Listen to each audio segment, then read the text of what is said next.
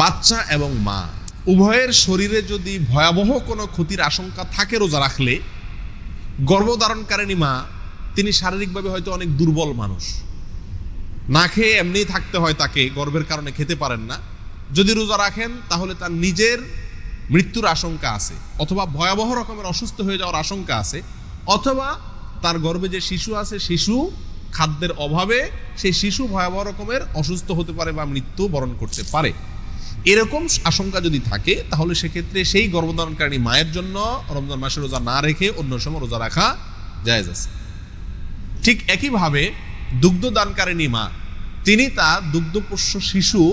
তাকে যদি রমজান মাসে রোজা রাখেন তাহলে দুধ পান করাতে পারবেন না, আর দুধ পান করাইতে না পারার কারণে হয়তো বাচ্চা মারা যাবে, আর না হলে ভয়াবহ রকমের অসুস্থ হবে বা দুর্বল হয়ে বড় হবে, আর বিকল্প কোনো দুধ বাচ্চা খায়ও না বুকের দুধ ছাড়া,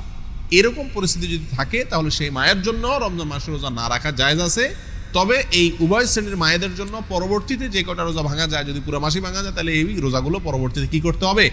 কাজা রেখে দিতে হবে, কোনো কাফারা লাগবে না। শুধু 30টা রোজা ভাঙলে অন্য যে কোনো সময় যখন আল্লাহ তাআলা তাকে তৌফিক দিবেন তখন 30টা রোজা রেখে দিতে হবে। এক্ষেত্রে কোনো ভালো ডাক্তারের শরণাপন্ন হওয়া ভালো, যে ডাক্তারের ইসলামী জ্ঞানও আছে, রোজার গুরুত্ব বুঝেন, আবার ডাক্তার হিসাবেও ভালো। কিছু ডাক্তার আছে সে হয়তো ইসলামের জ্ঞান নাই, রোজার গুরুত্ব বুঝে না, তার কাছে গেলে বলবেন না না রোজা দেখেন না, আপনি বাচ্চার দিক খেয়াল করেন, শরীরের দিক খেয়াল করেন, কারণ সে ইসলামের রোজার গুরুত্ব বুঝে না। যে রোজার গুরুত্ব বুঝে, স্বাস্থ্যের গুরুত্ব বুঝে, উভয়টা বুঝে, এরকম ব্যালেন্স আছে, এরকম ডাক্তার বা চিকিৎসকের শরণাপন্ন হওয়ার পরে তিনি যদি বলেন, অ্যাডভাইস করেন যে না আপনার জন্য রোজা রাখা ঠিক হবে না, তাহলে বাচ্চা দুর্বল হয়ে বড় হবে, অথবা অসুস্থ হয়ে যাবে, বড় কোনো রোগ দেখা দিবে, অথবা মারা যাওয়ার আশঙ্কা আছে, অথবা আপনার নিজের শরীরে ভয়াবহ কোনো ক্ষতি হতে পারে আপনি রোজা রাখলে, তাহলে সে মায়ের জন্য রোজা ভঙ্গ করা কি আছে, জায়েজ আছে। আর এটা না হলে খোড়া অজুহাতে সামান্য একটু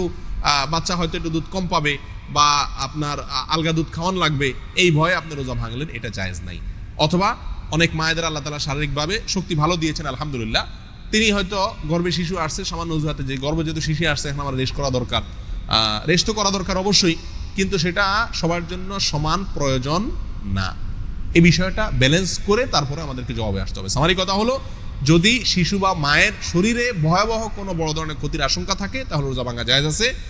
আর যদি এরকম আশঙ্কা না থাকে, নিছক ভয়ের কারণে বা হালকা পাতলা অসুবিধার কারণে যদি রোজা ভাঙেন বা না রাখেন তাহলে সেটা কি হবে না, জায়েজ হবে না।